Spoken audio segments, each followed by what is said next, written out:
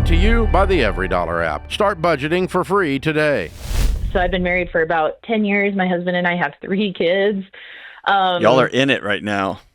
Yeah, so hopefully you don't hear any screaming, but we're used to it. We've got kids at our house too. It's all good. Thanks. We're happy. We've been working really hard financially, so we both work, and we're working really well towards our goals. And so the reason I'm calling today is I like to try and turn around and pay it forward, and so we've been helping my mom out. So my mom, she's a single lady. She has my sister who's about 11. And they have been moving in and out of apartments, not great apartments and such. And so we're blessed enough to have 2 houses. We live in one, and they both have AirBinB basements. So we decided to rent the second one, the top level, to my mom and my sister. And with the condition of like, hey, we're going to be Airbnb-ing the basement because we live near ski resorts. So that's been really good for us. And she understood that. And we give her reduced rent. We do make her pay rent, but reduced just because we want to help her out. Mm-hmm. Sure, very cool.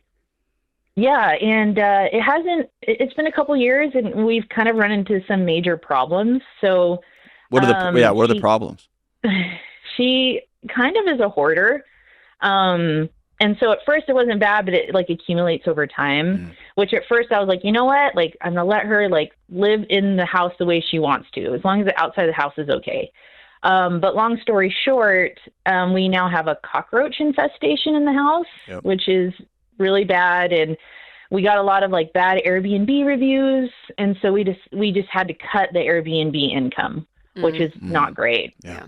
And so we're trying to navigate that because we want to help my mom, but at the same time, it's kind of biting us in the butt. So I'm calling to see if you have any recommendations. Yeah. Remember this line, the tension is the path. Okay. So that sounds all woo-woo. Where the uncomfortable conversation is, that's where you got to head directly. Yeah.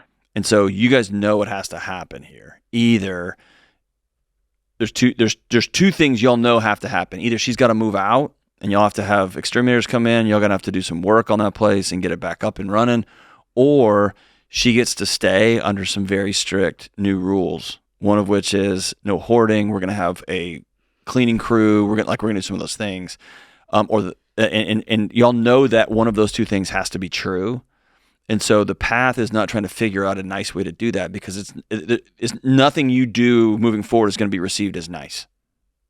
Yeah, and you've probably been doing this dance your whole life, right?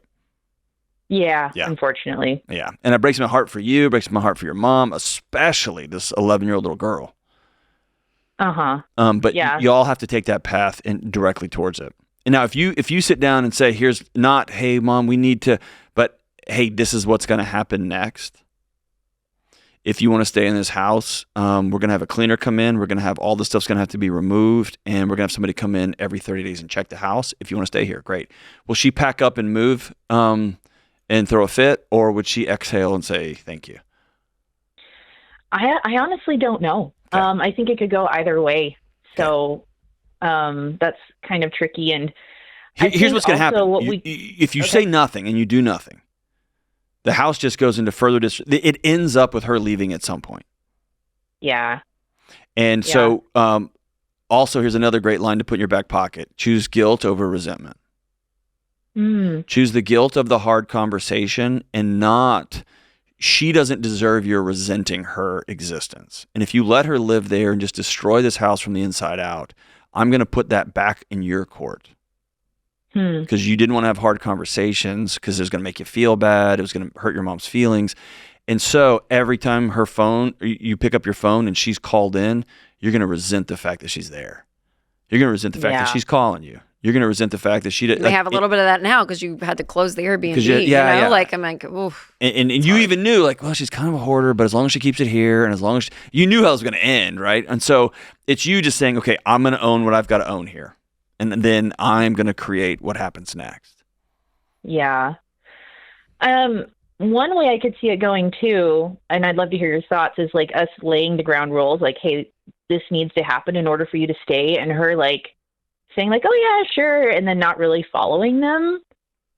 So how would you navigate that? Like, you give her one warning and then say, sorry, we're going to end your lease? Well, I would put some things in place. Like a cleaning crew will come here every 30 days or every 2 weeks. I'm going to put that on your rent. Or we're going to cover it, but somebody will be here every 2 weeks.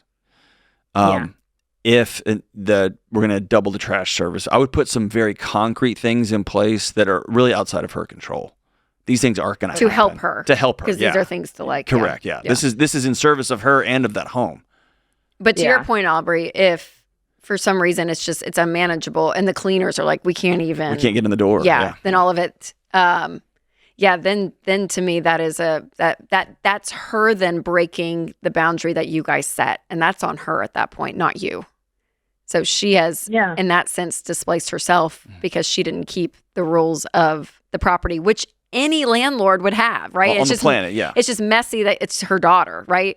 Was she kicked out of, you said that she was going from apartment to apartment. Was she kicked out of these places, or she just had to find a new location or cheaper rent, or like what was the reasons before that?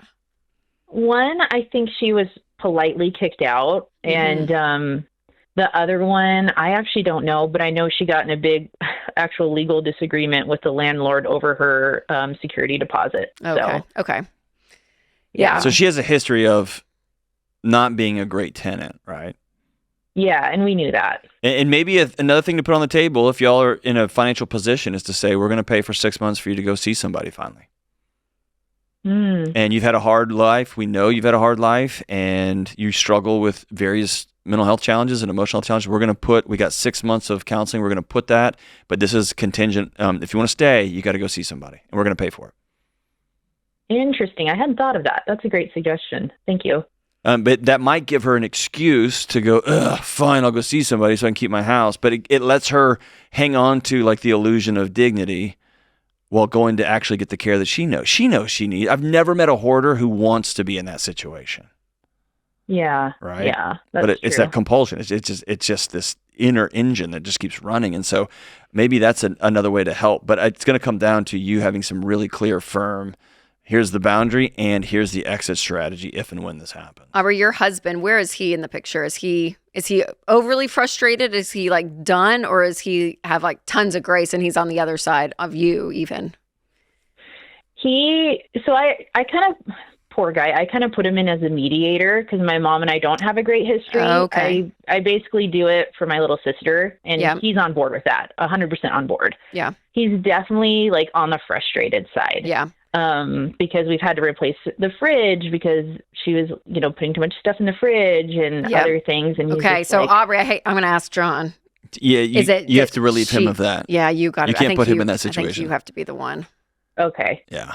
Yeah, that's fair. Hug him and say, thank you for going first. And he went out on his shield for you, and it's time for you to step up. Or y'all can do it together, obviously. But my rule of thumb is the child of the parent needs to go first. Yeah, that's fair.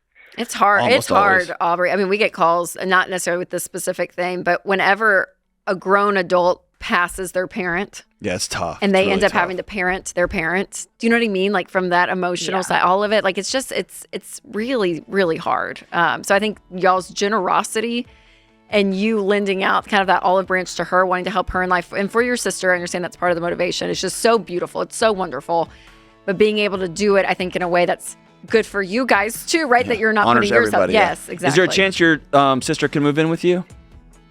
Oh, I would wish that, but I don't think that's ever going to be a possibility. Okay. Yeah, y'all have got some hard conversations to have. I would sit down with your husband and y'all write these things out, and I would probably put everything in writing. And then you all sit down and have the next hard conversation. The tension is the path here. Create your free every dollar budget today, the simplest way to budget for your life.